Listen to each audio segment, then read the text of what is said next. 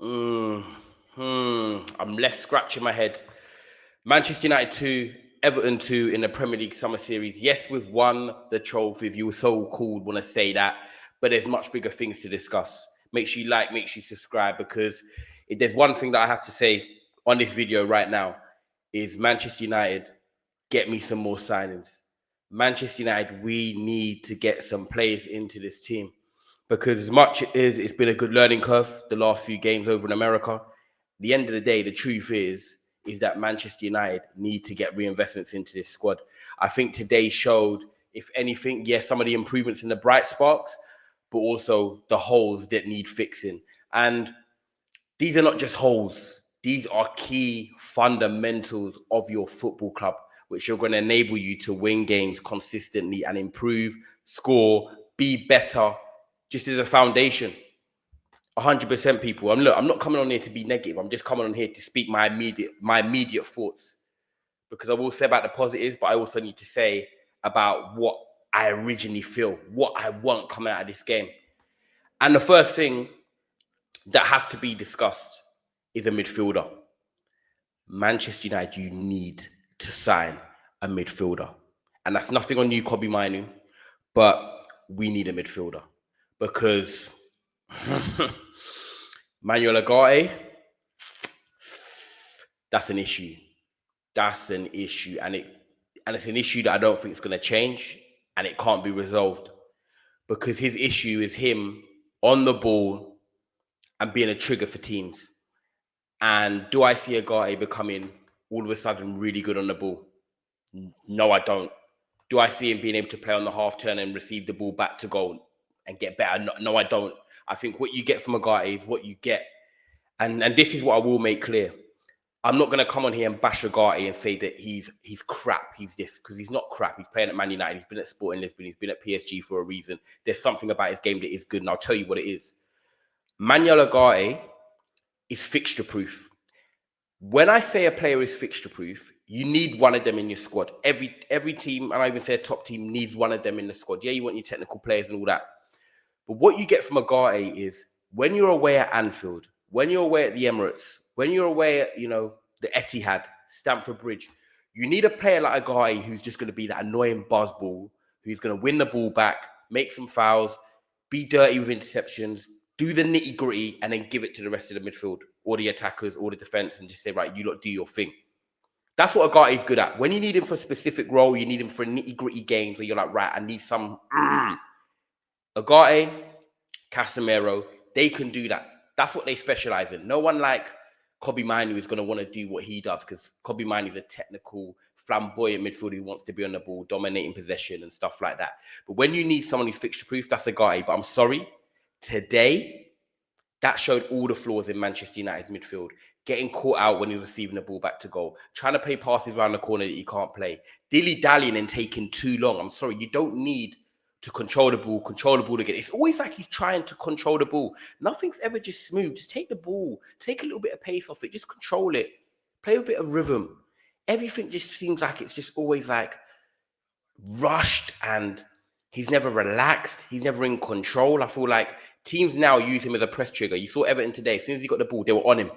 Ndai, Gay, they were just like, right, Agate is the guy. And that's a problem, because if you're receiving the ball in that sort of half of the pitch where you're in between our penalty box and the halfway line, teams win the ball back there, they're going to be running at our back four, back five. They're going to be causing problems in transition. We're not set. We're not stabilized. We're not ready for what teams are going to throw at us. And it's going to hurt us in games, especially when you're playing against Premier League quality. So Man United, please get me a midfielder that, yes, can tackle, but please give me technical security and can pass the ball. That's why I'm personally screaming for someone like Adam Morton or Baleba. It's not going to happen, and I know that and I respect that. But please get me a midfielder. And the other thing is now, point two, striker. We need a striker. And Mbeumo, 45 minutes, he's not fully fit. Look, I've just signed. This is my first game. Give me a chance. However, we need to get someone in. We need a Sesko. We need a Ollie Watkins, whatever it is. We need a striker that's going to stay in the box and do that role for us. That's what we want. Because today we had moments in the transition where it was good, it was positive, but we needed someone that was hungry to stay in the box, wanted to deliver, wanted to take a strike on goal and not be too pretty and just be a number 9. And I think today that showed with Cunha and Mbeumo kind of split strikers a little bit. Bruno playing a bit up there. We missed that focal point. We missed that outlet. And I think in this Man United team, we need someone like that who's going to want to receive the ball and give it. And look, Højlund's done his thing for the first couple of games. He's trying to show that he wants to be here, but we've seen him over a longer period of games. He's probably not good enough. And Xerxes, he's a drop-in false nine type of striker. He's not going to run in behind and do the old school sort of nine stuff. Even though I do like Xerxes, he's got a place here, but we need a striker. I think today highlighted that. There were moments in the first half where I was like, if we just had a striker, if we just had that striker. 2 or 3 moments, 2 or 3 transitions, 2 or 3 little counter breaks where we just didn't get the final pass right. But if we had a striker, maybe in on goal or running in behind and being a bit more direct in how we're Mbeumo and Cunha as the 10s and then transition moments, instead of Mbeumo being the transition one in the final third, then I think we could have done more.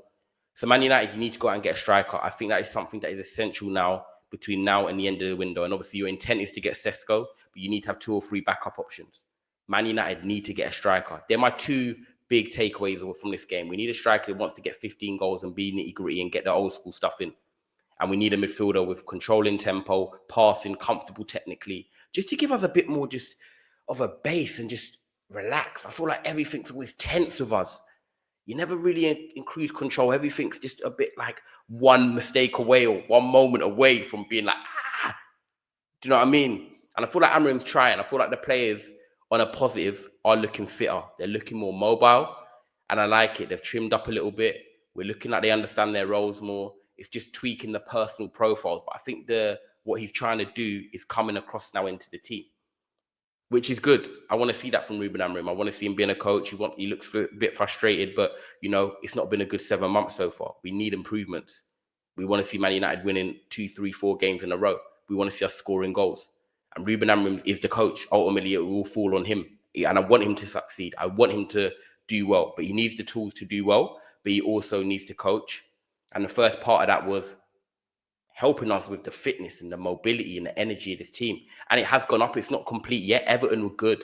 I thought Everton were value for their goal in the first half. I thought, yeah, do you know what? Fair play to them. They deserved it because they were more energetic than us towards the second half of the first half.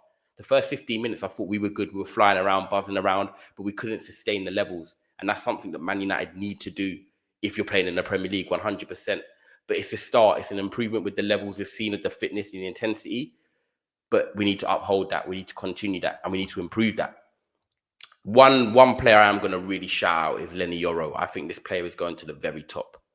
I think Lenny Yoro's class. I think he's getting better on the ball. I think he's better. He's very good in 1v1 duels. He doesn't panic.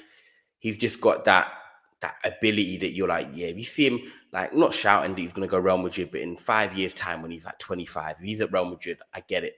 I see why they wanted him, because the level of his potential and the ability he has, if you don't rate Lenny Yoro, then I'm questioning your football and ability, to be honest. I think this guy is going to the very top.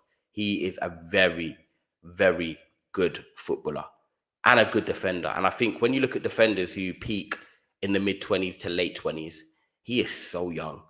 And his IQ of the game, the confidence he's playing with now, he's growing into that Man United shirt. He is the type of player that I'm like, I can tell you're ready to wear that Man United shirt. You can be here for years to come. And I hope that we continue to improve, because I want us to match his level. Like, he's going to go to the very top. And I want Man United to get back to the very top. But if we don't match his ambition and show the progress that he wants to see in his career, I wouldn't be surprised in 2 years' time if other teams are coming in for him, because he is that good. I really am impressed with Lenny Yoro. I think we missed Dorgu today, not starting. The natural width, Dallo at left wing back, it didn't really cut it. Ahmad was playing wing back today. I prefer him a bit further forward personally. But there were some little bright moments in transition, breaking. Cunha and Mbeumo, they need to get their rhythm together. Obviously, get used to playing with each other. It's the first game. You've got to allow that time. Bruno is Bruno. Gave away the ball for the second goal for Everton, and they score. Unlucky own goal, but it comes from Bruno trying to nutmeg someone. Why are you doing that there? Set the example. You don't need to do that there. Do something basic, just a simple pass. But no, you had to try and be flashy. And that's what you're going to get with Bruno, which is why I don't want him in central midfield. You look at Kobe in central midfield, he's the only technically secure passer and that guile type of player in our midfield. The rest, Agate, no. Bruno, no. Casemiro, no. Toby Collier's leaving. We need a midfielder.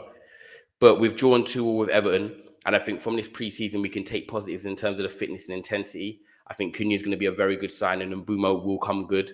You know, Dorgu looks like he's growing. You know, Lenny Yoro's class, like I said. I think there are positives, the intensity in them few players I've just mentioned there. And Højlund, whether he stays or not, he's shown that he's trying to be here. So there are some positives to take from the overall preseason so far, with just one more game to go before the league begins. So we've got Fiorentina next week, and then the league begins. So let's see what happens, guys. But that's my immediate thoughts. 2-2 against Everton, who, fair play to them. Iliman Ndiaye is one of the most underrated players in the Premier League. I think he's going to have a good year. 2 years' time, he's at a big club. But yeah, it's one of them games that come away with more questions than answers. Man United need to go out and spend. We need to improve them 2 positions, striker and midfielder. It's essential, or we're not really going to be able to really set that base down and improve. It's core. Strikers down the middle, midfielders in the middle. These are the spines. They're essential, people. So big up, smash a like on this video, and I hope you subscribe. Thank you.